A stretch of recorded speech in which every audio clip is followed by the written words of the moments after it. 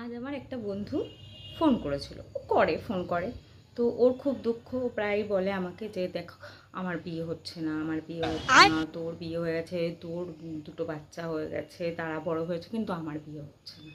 আমি বললাম যে তোর এত, আমি আগেও বলতাম যে এত টেনশন নিস না, এত টেনশন নিস না, বয়স হচ্ছে এখন, এখন প্রেশার হাই হয়ে যাবে।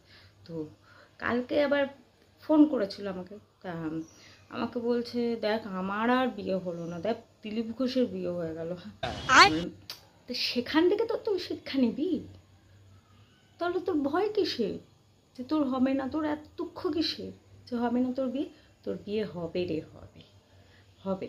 দাঁড়া, তোর বিয়ে না হয় 40-এ হবে, না হয় 50-এ, না হয় 60-এ, কি হয়েছে, হবে হবে।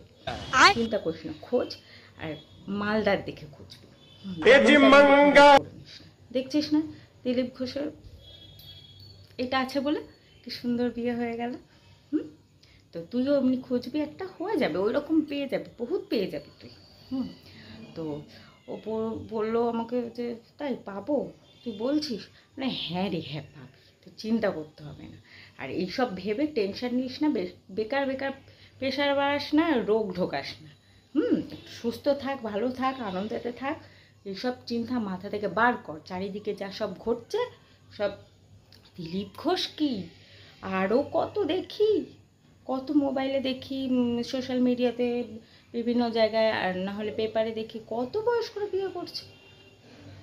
সেখান থেকে তুই শিক্ষা নিতে পারিস না? ওকে অনেক বোঝাবার পর বললো হ্যাঁ হ্যাঁ ঠিকই বলছি, হবে হবে।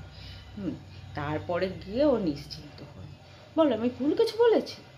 হবে, টেনশনের কি আছে, ঠিক হয়ে যাবে, এটা চাই, সব হয়ে যাবে।